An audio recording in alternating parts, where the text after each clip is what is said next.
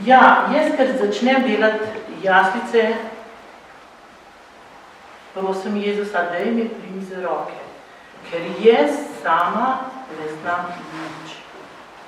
Pa včasih že kakšno reči, že delam, pa ne gre, pa ne gre, pa pravim, Jezus, seveda se te nisem prosila, pomagaj mi. Tudi danes sem rekla, jaz drugač imam veliko treba za govoriti, rada govorim, samo ne take goste visoke. Pravno, Jezus, če pa že delava skupaj, pa še govorila skupaj. Ja, tako da zmeraj pravim, Jezus prime za roke, delajva skupaj. In res sem Bogu hvaležna. Še to, ne bom, to ste že veliko slišali, morebiti bo še pisal kje, da se mogoče mrzkešem vprašal, zakaj so te jaslice tako enobarvne, ampak ker hodim v te kolonije, ker so umetniki, ki so študirali to, ker jaz nisem študirala, jaz sem še zdaj začela, ker sem v penzion.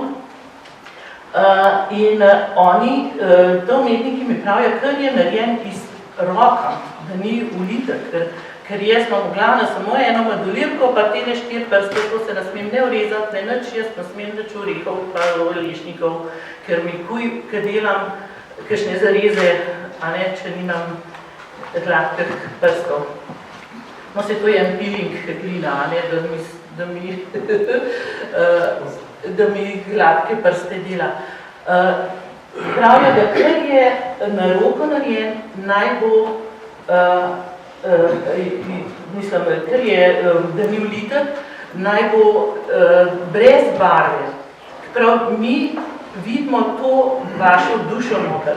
Prav, ker bo pa barva čez, pa to ukriješ.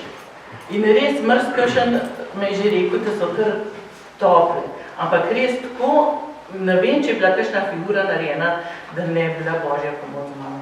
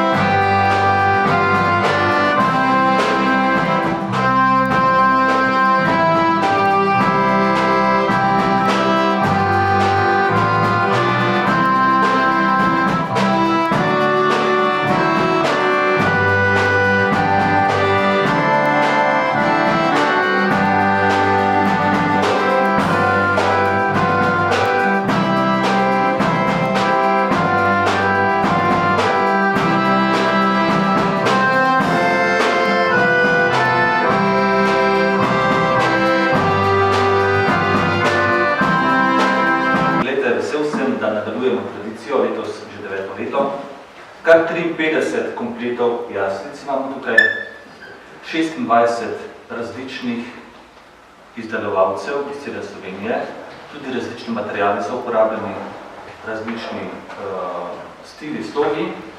Potem 15 kompletov jaslic so izdelali naši osnovnošolci in otroci z vrtca. Bi se rad tudi zahvalil vsem mentorjem, ki jih vsako leto uspete motivirati, da to pripravijo. Seveda, osrednja razstava pa temelji na delu naše gospe Marije, ki smo že prej slišali, in bi se rad tudi ne zahvalil. Ona je pripravila 12 kompletov za to našo razstavo. Ko sem se sinoči sprehodil po tem prostoru, dejansko lahko rečem to, kar je gospa rekla, da ni to le sad rok, ampak je tudi sad duha. In smo vam hvaležni za to in ste dobrodošli. Tudi upam, da bo v prihodnjih razstavah, ko bo tudi v nas. Zato, kar bom povedal zdaj tukaj, bo odmevalo po celi škofiji v božični čas. In sicer, če filozofija obravnava človeka kot razumsko bitje, če teologija obravnava človeka kot bitje, ki je Bogu podobno, potem lahko ta čas imenujemo čas človeka, ki pa mora dolgo čakati v čakalnih vrstah. Zato bo Božič letos imel naslov v soboški škofiji Božič čakalnih vrst. Vejte, toliko vrst čakanja nikdar ni bilo v zgodovini, ne sveta, ne Slovencev, kot je to zdaj. In čakajo otroci na operacije, čakajo bolni na zdravniške preglede, potem čakajo mnogi na službe, mladi čakajo na priložnosti, najbrž ga ni človeka, ki ne bi čakal tudi tukaj v tem prostoru. In te čakalne vrste so lahko prav včasih zelo tragične, kar seveda doživljamo tudi sedaj v tem času.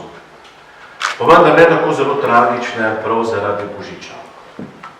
Vidite, če ne bi bilo čakalnih vrst, ne bi bilo jaslic. Zakaj? Zato, ker Jožef in Marija, ko sta šla v Betlehem, da bi tam podala podatke o sebi, zaradi ukaza cesarja Augusta, sta se morala postaviti v čakalno vrsto, da bi lahko v Betlehemu prišla do sobice, kjer bi se lahko zgodilo rojstvo Boga. Ampak nista prišla na vrsto. In tako sta rešila problem po svoje in se znašla v štalici, v hlevčku, kjer se je zgodilo rojstvo Boga.